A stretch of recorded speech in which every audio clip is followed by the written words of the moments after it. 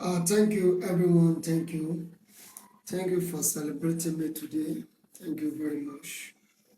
I'm so much happy, and I pray that your own celebration day too shall commence right now in the name of Jesus. Ẹ má bínú, quick update rẹ̀. Mo dúpẹ́ lọ́wọ́ gbogbo ẹ̀yin olólùfẹ́ mi káàkiri àgbáláyé fún ọjọ́ ìbí mi èyí tẹ́ celebrate pẹ̀lú mi lẹ́nu. Ayẹyẹ tẹ̀yin náà dé lágbára Ọlọ́run. Ẹ má bínú tẹ́ bá rí ojú mi ẹ rí pé as in I need a rest. But lọ́la lágbára Ọlọ́run a máa wà ní Mọ́ṣẹ́yó ní Ẹlẹ́kọ̀ Beach Mọ́ṣẹ́yó Celestial Church of Christ èbúté yanjú tó wà ní Mọ́ṣẹ́yó lẹ́gbẹ̀ẹ́ tí òkun kankan. Wọ́n máa di bí aago 10 àmọ́ wà bẹ́ẹ̀. Àti wọ́n máa tó bí aago 12 ságo kan we left there. Listen, gbogbo ẹ̀yin ìràwọ̀ omi, ìràwọ̀ erùpẹ̀, ẹ bá wa ń bẹ̀. Then gbogbo ẹ̀yin ìràwọ̀ iná àti ìràwọ̀ afẹ́fẹ́ tẹ́ wá sí mountain lẹ́nu. Ẹ make sure pé kílẹ̀ òní tó mọ́.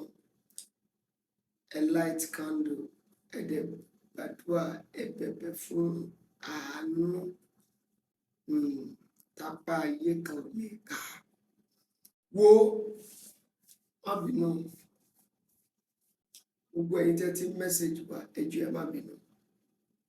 Please, if you are messaging us, keep on messaging because ṣẹ́ni bẹ́ẹ̀ ṣe message yẹn message tó ń wọlé in a seconds ó pọ̀.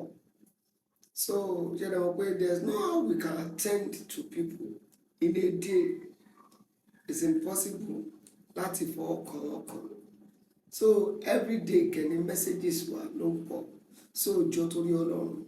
If you are messaging us and we have not replied, just keep messaging, keep talking on the same message. So I'm a message wá sí iwájú. Ṣé ẹ get me bẹ́ẹ̀? Wo mójútó ìràwọ̀ rẹ. Listen, ìràwọ̀ ní ṣàtọ̀nà ènìyàn ní ayé. Ìràwọ̀ rẹ ò ní wọ́n mi, ògo rẹ ò sì ní wọ́n mi. Nọ́mbà mi ò yípo padà 08054 35 3629. Bí ọ̀rọ̀ bá ta kókó lórí ìrà ẹ pè nọ́mbà yẹn. Ẹ follow wa lórí Facebook, YouTube, Instagram, TikTok àṣírí ìrà.